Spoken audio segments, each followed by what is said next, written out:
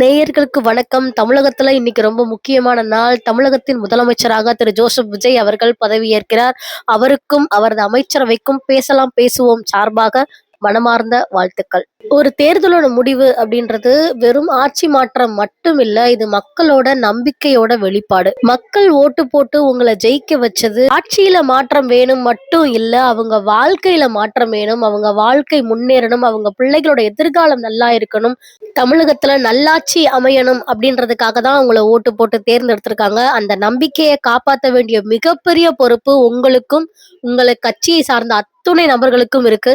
தாவேகா நிர்வாகிகள், தொண்டர்கள் இனிமே சமூக பொறுப்போட நடந்துக்கணும், கொஞ்சம் கூடுதல் அக்கறையோட நடந்துப்பாங்க அப்படின்னு நாங்க எதிர்பார்க்கிறோம். அவங்களுக்கு மட்டும் இல்ல, நம்ம அத்தனை பேருக்கும் சமூக பொறுப்பும் அக்கறையும் இருக்குது. தமிழர்கள் அப்படின்னு சொன்னாலே எனக்கு ஒரு விஷயம் ஞாபகம் வர்றது என்னன்னா, எதிர்த்து நிக்கிறது எமனாவே இருந்தாலும் துணிஞ்சு ஒரு கை பார்ப்பாங்க. ஆனா பக்கத்துல நிக்கிறவன் பாசமா பேசினானா அதுல விஷம் இருக்கான்னு அவங்களுக்கு பிரிச்சு பார்க்க தெரியாது.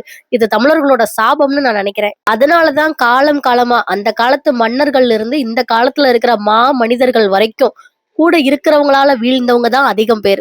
நம்மள வீழ்த்த யாரும் வெளியில இருந்து வரணும்னு அவசியம் இல்ல, நம்மளுக்கு நாமளே பிரிச்சுக்கிட்டு பலவீனப்பட்டுக்கிட்டு உடஞ்சுக்கிட்டு இருக்கோம். ஜாதி மதம் மொழின்னு நாம எல்லாருமே பிரிஞ்சு கிடக்குறோம். ஆனா இந்த தேர்தல் ஒரு விஷயத்த நமக்கு தெளிவுபடுத்தியிருக்கு.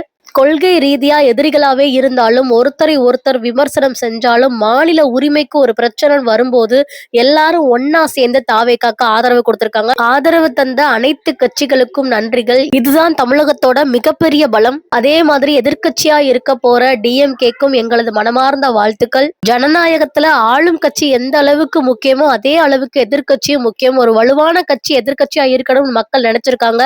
அதனாலதான் டிஎம்கேவை தேர்ந்தெடுத்திருக்காங்க. இந்த தேர்தல்ல வெற்றி பெற்ற டிஎம்கே எம்எல்ஏக்கள் அனைவருக்கும் வாழ்த்துக்கள். அதே மாதிரி ஏடிஎம்கே, நாம் தமிழர் இன்னும் போட்டியிட்ட அத்தனை கட்சிகளுக்கும் மக்கள் உங்க மேலயும் நம்பிக்கை வச்சிருக்காங்க. தொடர்ந்து முயற்சி செய்யுங்க, கண்டிப்பா மக்கள் வாய்ப்பு கொடுப்பாங்க.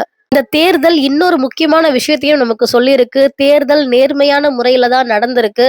அதனாலதான் இந்த மாதிரியான ரிசல்ட் வந்திருக்கு.